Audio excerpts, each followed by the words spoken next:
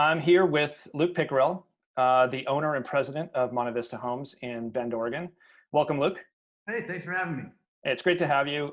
Luke and I met each other last October in Bend at a builders meeting where, dozen builders got together and were Yeah, sharing best practices and talking about solutions and ways that they can make their business better. And it was an honor to be able to sit in on that, just as someone to observe and listen to what builders' concerns are.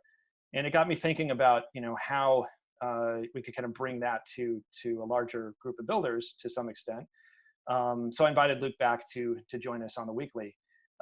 Luke, before we get started, we've got this slide here, kind of gives folks a snapshot of your business. Maybe you can give us the nickel tour of MonteVista Homes. yeah, sure. So MonteVista Homes, we're a production home builder. We're right at about that 100 home a year mark, building in 3 regions around the state of Oregon, over in the Willamette Valley and Central Oregon and up in Northeast Oregon. We primarily build a move up and move down home. A nice, good amenity set for an affordable price. Right, that's awesome. And you're based in Bend, and then Redmond is the town that's right next to Bend, correct? Yeah. And then when did you get into Eastern Oregon and the Willamette Valley? So we got into Eastern Oregon in 2016, and we opened up in Willamette Valley just about 8 months ago. Okay. And Monroe, which is just down the street from where I am in Corvallis. So Yeah, that's going to be great. They've got some really cool things going on in Monroe, it looks like. yeah, it's a cool little town. I mean, blink and you'd miss it, but of course, right there in between Eugene and Corvallis, and that whole area is just a really cool area. Yeah. Yeah, we love it. Okay, so let's get to it. I brought Luke on because I wanted to ask him 3 questions. One about some challenges that he's facing, which I think will resonate with builders across the country, and some solutions that he's tried and applied to address those challenges. And then we're going to talk a little bit about innovation. So Luke, tell me about some of or maybe the primary challenge that you face as a builder in those markets, in Oregon in general. Yeah. Kind of what's the biggest thing that's on your mind when you're doing your job? Well, I mean, there's no doubt that the labor shortage is a huge concern everywhere. But in Oregon, we have one of the most restrictive land use policies in the state. And so all of the city's urban growth boundaries, this is this line they draw around the city, and they say you can build inside the city, you can't build outside of this line. It's controlled at the state level. So as an example, I live in Bend, Oregon. Okay, so right in the middle of the state of Oregon. And this town is about 90,000 people on the sign. And you can get in the car and drive 3 hours in any direction until you get to the next major metro. Okay, so there is no shortage of land availability here, of just raw dirt. Okay, but because of this urban growth boundary law, we don't have enough buildable land in the city limits. And so you end up having to, in the city of Bend, develop maximum units per acre, which usually ends up being 4,000 square foot lots for a single family home. Okay. And so we're looking at I mean, you're lucky anymore if your basis in development can be 110 to 120,000, right? And that's no profit on land development. Okay. Right. And so, realistically, your retail value for lots, you're $130,000, $140,000.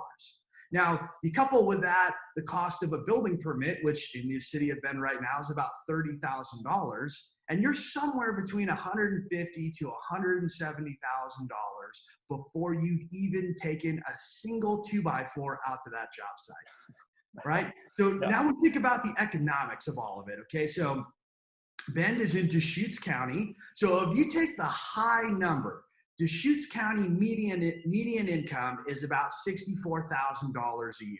Okay, our audience is mostly builders here, right? I mean, everybody understands this math, right? This math does not make sense, man. I mean, we cannot bring homes to market for less than 400, 420, 450 with a median income of $64,000 a year.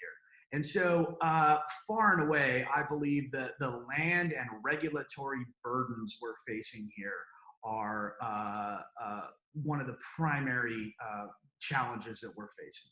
Right. Right. That's great in terms of laying it out like that. I mean, that's really, it gives a great picture of what you're up against and the challenges that you face in that regard. So how do you go about, I mean, is there a way to solve that problem or at least address it, or some solutions that you've tried that just, have either worked to some extent or maybe just, flat out just, were turned away?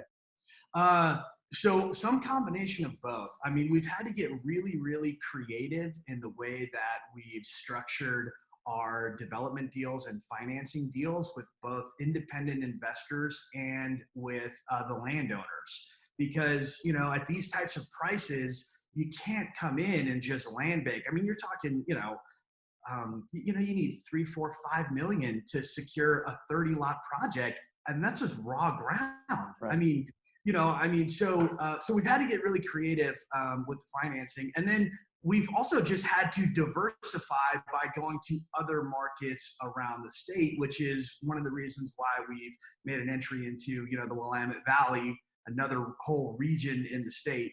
And so, there's, to some degree, we've had to just say, you know what, it's just not worth it. There's too much risk. It's not worth it to build here. You guys charge us too much. You don't want to work with us. It takes too long. So we'll go look elsewhere. So I wish I had a more innovative solution for you. Well, I mean, the moves to Hermiston and to Monroe, I mean, obviously you're still in Oregon, so you're still kind of under those growth boundaries. But do you find that from a municipality standpoint, city to city, that it's a little easier to work with different cities, even though all of them are under that state land use law? It's night and day difference, night and day.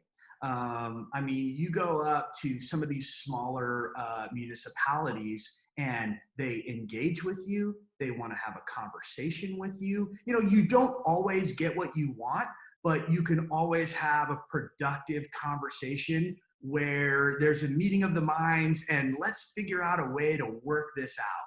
Where in some of the larger municipalities, they just say it's our way or the highway, screw you. But let's talk generally about innovation and kind of how you look at it, and maybe some examples of how you've applied some innovation in whatever way you define it into your business. So we've really tried to take that, Apple approach to streamlining the retailing experience that people get. And so we've really pared down all of our design centers to really just be package choices. And so then what we've done is we've taken those package choices and we've limited the number of SKUs inside those packages. So as an example, you go into our Hermiston community, you have 6 color choices that are available. Of those 6 color choices, we only have 2 flooring SKUs.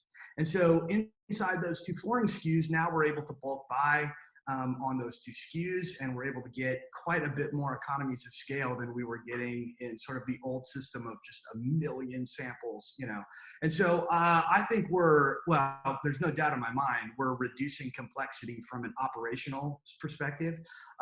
We've seen an increase in option sales, and we've also seen more positive customer reviews.